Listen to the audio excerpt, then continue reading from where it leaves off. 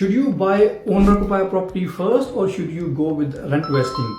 As everybody is talking about rent vesting these days. But when you go with the rent vesting, you have to give up all the government incentives. For example, no stamp duty exemption, no first homeowner grant. Does the number really make sense when you're going rent vesting? We're gonna discuss all that in this video and it will help you understand the numbers behind buying your owner-occupier property first versus starting your journey with the rent vesting. Basically, rent vesting means you rent where you want to live and you invest where you can make most amount of money. Now in this example, we're using a unit or villa valued at $770,000. Now the reason why we're using 770 because most people who are approaching us as first home buyers, they want to buy their first property or owner occupier, they all have very similar kind of budget, and that budget is around 700 to 800,000. $700,000 to $800,000 budget in Sydney, don't go too far, because the best thing you can buy with that budget is just a unit or maybe villa or maybe a townhouse.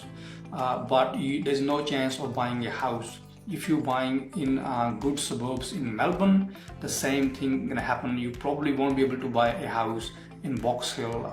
Most likely you're gonna end up with buying a unit or villa. Now if you look at the history, like 30-40 year history, this property type doesn't perform really well. They're growing at more around 3 to 4% in the long run, much less than a house. So house, the average is around 7%. So you're gonna get compromised growth when you're investing in a unit or villa. If you buy in some of the rarest or premium places, then you might get similar kind of growth as houses, but majority of the time these asset type do struggle with getting more than 3 to 4% growth. Now if you start with buying a unit or villa, you're gonna have compromised growth to start with, but at the same time, how the cash flow gonna look like? So let's look at the cash flow. So if you buy the $770,000 unit or villa, doesn't matter Sydney or Melbourne. So if you pay 20% deposit, so 154,000, there's a stamp duty involved, and altogether you might have to spend $200,000 to buy this $770,000 unit. Now if you don't have 20% deposit, you may have option to buy the same unit with 5% deposit or 10% deposit. So there's always ways to buy a property with lower deposit, but we are using 20% deposit in this example just to look at the cash flow, and we will also use 20% deposit when we do the numbers on investment, so to keeping the things equal. So now let's look at this example. So $200,000 to buy this property. What about the cash flow? So if we look at the council rates, water rates, body corporate, if you're buying unit or townhouse, there's gonna be some body corporate. It can be more or less than this, but this is kind of average. There's gonna be some maintenance. So if we work on 6.5% interest rate, if we work on interest only, this property gonna cost you $46,000 to hold for the whole year. $770,000 unit or villa where you pay 20% deposit, it's gonna cost you $46,000 for the whole year. Now what if you are renting in the same place? So wherever you can buy this unit for 770, if you are renting in the same area, you most likely gonna pay $500 rent, and $500 rent means $26,000 for the whole year. So if you look at the difference here, one side you're paying $26,000 for the whole year, and on the other side the mortgage you're paying $46,700. Now you might be thinking you own this property and this also going to have some growth. As I mentioned in the beginning, unit, villa or townhouses, historically they perform around 3 to 4%. 4% of 770 is around $30,000. So not a lot of growth, but cash flow difference between buying this property versus renting in the similar location is $20,000.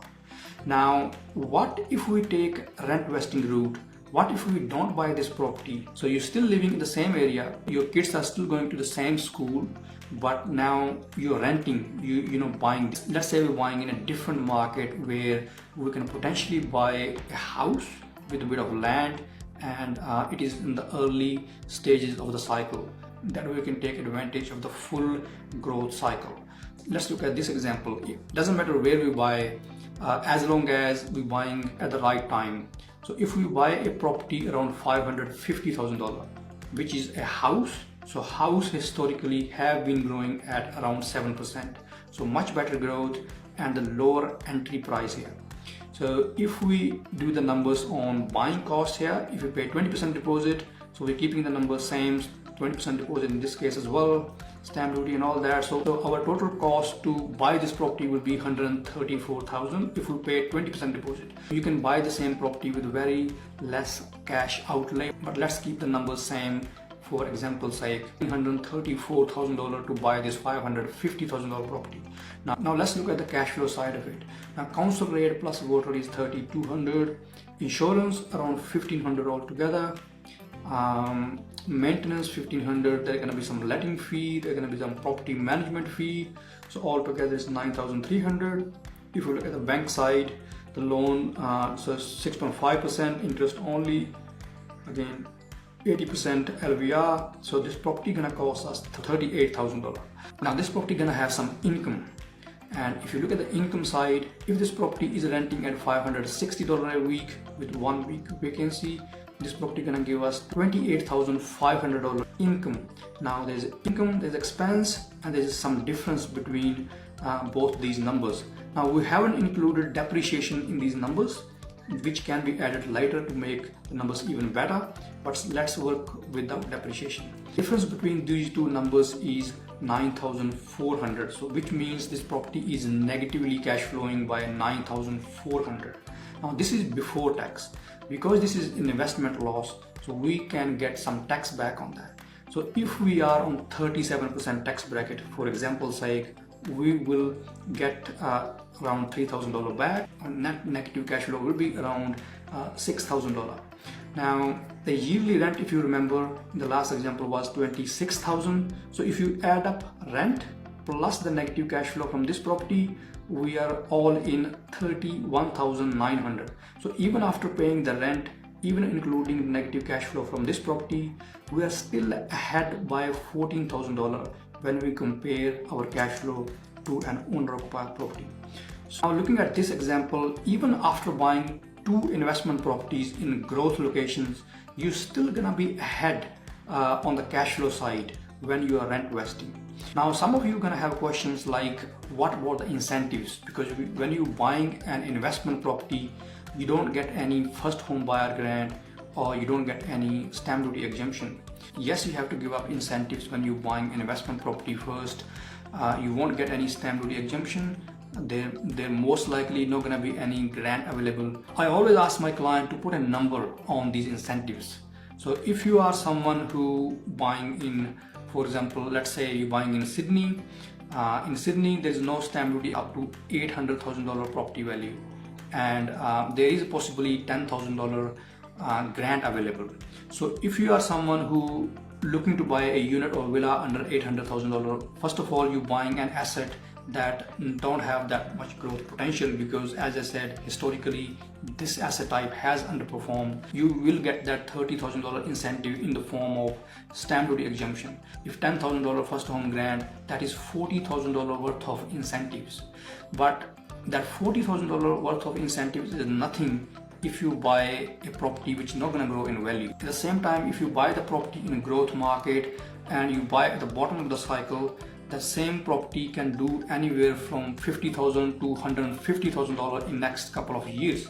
And then $40,000 incentive is nothing compared to what you can get by investing in the right areas. As you saw in the video, government incentives are pretty much like distraction in your way to buy a high growth property. Whenever we try to fit something in those incentives, we end up buying a property that's gonna underperform in the long run, and we're gonna lose much more money by trying to chase that incentive. But there are some scenarios when these incentives can work out really well in your overall strategy. So if you are someone who's looking to build a property portfolio but you don't know where to start, you need someone to help you build a strategy, reach out to me or my team and we'll help you plan how to build your property portfolio.